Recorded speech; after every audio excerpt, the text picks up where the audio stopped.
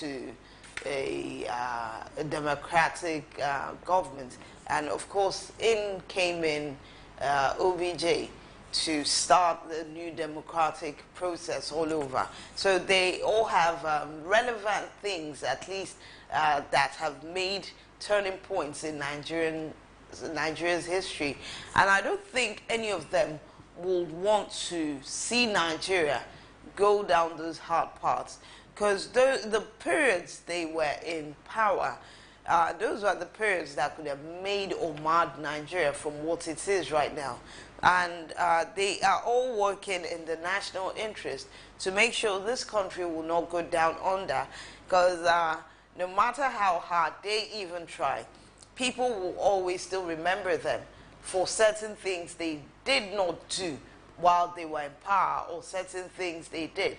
For IBB, of course, history will always remember him as someone who was a manipulator of the democratic process. I don't think he wants to go down in his lifetime with that kind of appendage. So he will definitely try to make things work out right this time. Abdul Salami, he was seen as a very honorable gentleman and officer, and I'm sure he will still want to continue in that track, so that people will say, Abdul Salami, what he did at that time, he's still reflecting it at this time. And this is really what is expected of people who have held, the reins of power before. We don't expect them to be petty, to put the democratic process backward, to fight for their own selfish interest, as seen in some cases happening recently. So what should be key is putting the country first, not self first, not family first, not religion first, not ethnicity first, but putting the country first. Yeah, that's what you're thinking, but we've seen cases where the country is put last, tribe is placed first. But if they think they can change that narrative this time around, we'll be happy to see it, because from more indication, even to the blind person in Nigeria would understand that power needs to shift to the south. If that is to bring the country together, they not have held it for 8 years. It simply means that they need to change it to the other side of the divide, and for us to have and live in peace. I think that's the reason why he's going around to preach to people to understand that this is the only form of being united. When you shift power base, so that we don't have that excess of saying power belongs to a particular region, or some people are bound to rule, others are bound to suffer and fix things for them. That meeting, that to me is very crucial at this point in time, to meet whether those who have had power or not, those who see there are some stakeholders that are even more preferable than some presidents in this country, and their discussion or decision is imminent to move things better for us to see as we move into 2023. Okay. Well, that isn't too bad, but at the end of the day, what matters is the country moving towards a positive direction. All right, so much for newspaper reviews. We'll take a break, and when we come back, we'll be going straight into our topic of the day. Stay tuned.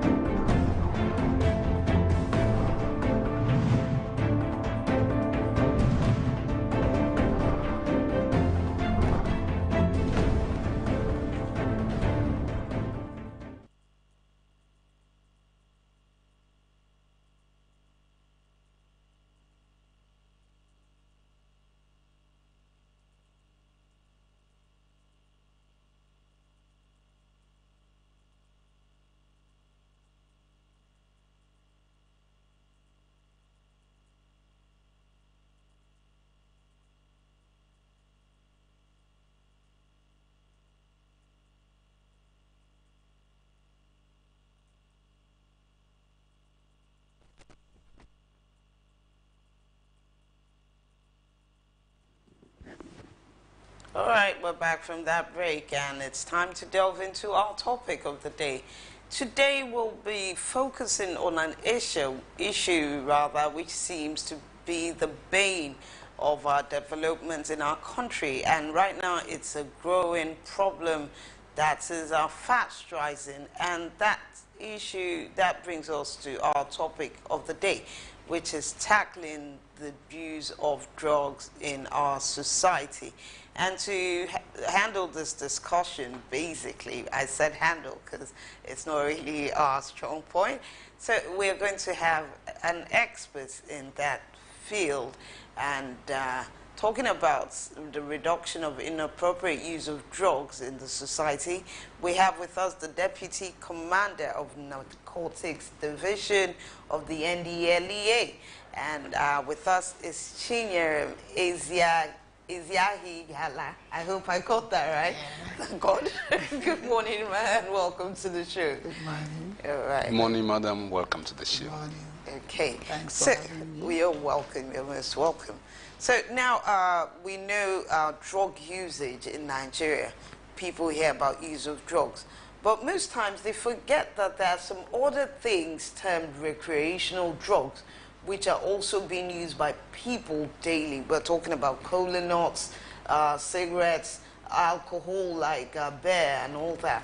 So how do we tackle this? Because some people tell you, I can't do without it. It's not harming me. It's not harming the next person. So how do we go about tackling these other things that some people think are just part of everyday life usage? Thank you very much. Welcome. Like you rightly said, drug abuse is a very serious menace, global menace, not only in Nigeria, but globally. And the classes of drugs you mentioned, like cola nuts, alcohol, and all that, it's called socially accepted drugs. These ones, no legislation against them. So you cannot actually arrest anybody for taking alcohol and all that. So many people abuse it. But NDLEA is putting in every effort to curb the use of all this through two broad mandates, especially through drug demand reduction. Okay. Drug demand reduction involves drug abuse preventive education, counseling, going to schools, communities, religious organizations to sensitize people, educate the young ones, educate parents on the dangers of this drug abuse. Okay, thank you. There is this saying around the place that people don't just abuse drugs. There is a developmental pattern to getting to know when it's said to be abusing drugs. So what are those stages that develop people to the heights of saying they're abusing drugs? How do we get to that level? There are stages of drug abuse, especially these socially accepted drugs. Yeah. Alcohol, you start little, maybe we take up little doses. Yes. You may not know when you escalate. So drug abuse starts with experimentation stage, where people are introduced. At that stage, many people do not continue because of the unpleasant experience. But a large number probably go ahead to continue taking the drugs. After this experimentation stage, there's a regular use, or occasional use. People use when offered or when they attend occasions, when they go to parties. They don't just go to seek it to buy. But from this stage, they graduate to what they call regular use, when the person actually goes out to seek and buy these things and use. And if care is not taken, it develops to the last stage, which is the very problematic stage called dependence, or what is popularly called addiction. At this stage, the person can no longer live the normal life without the use of drugs. At this stage, the drug has already gone to the brain. We wired it on the natural process of the brain. So no matter, even with adverse consequences, the person continues to use it, irrespective of, despite the adverse effect on the person. Okay. So these are the stages. I also think that the first place to look at is this starting points. If we're able to deal with these starting points, we will reduce the number of people going into it. So what do we do to reduce this starting point of getting into drug abuse? Because that's the most important thing. If you can reduce that one, you will reduce so many people getting involved in it. So what do we do to address that? Right. That's why we emphasize prevention. Prevention, the primary aim of prevention is to delay the initiation of drug use. Or even if somebody has initiated the use, to prevent the person from going further into developing a problematic use. So that's the primary aim. And then the general aim of prevention is to bring out the best potential. Every individual has special endowment, potentials, talents. So the drug preventive education aims at bringing out the best in these youths so that they will become useful members of the society. So many things there are many causes, things that make people want to use drugs. So if we can, arrest the situation through the preventive drug education, prevention, when young ones know how to engage, bring out the best in them, use it, not waiting for government, not blaming people, depression and all that. Even if you don't have employment, you use the talent in you to make ends meet. You will not have need for that. So prevention is key. You want to start young. The popular adage, prevention is better than cure. So that is the first stage. But if people have already engaged, have already initiated the use of drugs, there are still other measures you can use, like counseling. Counseling for those that are just problematic use. But if they have already developed into dependence, the problematic, very serious one, we now find a way of making them consent to rehabilitation, treatment and rehabilitation. Because of the human rights, you don't force people to come for rehabilitation. Okay. And saying that, I was actually, trying to point out something to ask you on that dependency/rehabilitation period. Now, how has rehabilitation been?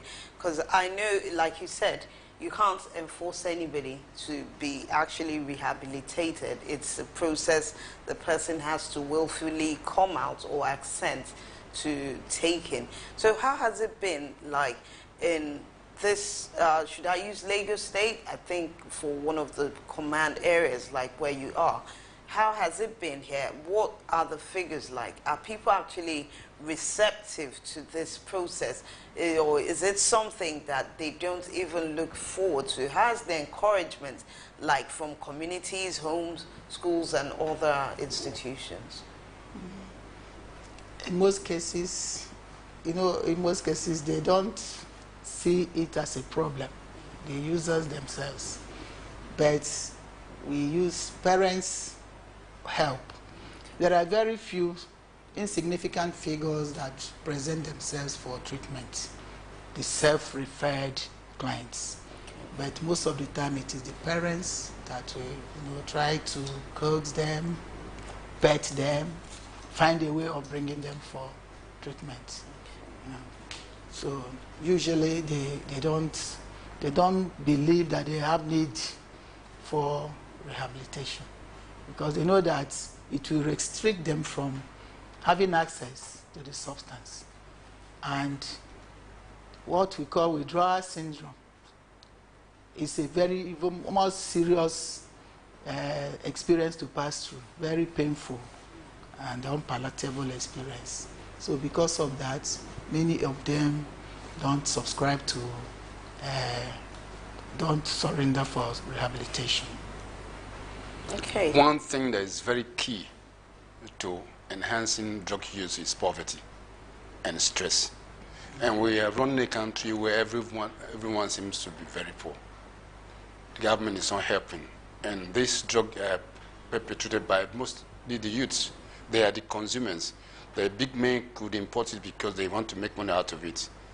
How do we address this situation where, like you see today, students are on holiday, not caused by the popular holiday system, but by the breakdown of law and order and then initiation of government to allow them to go back to school for about 6 or so months now?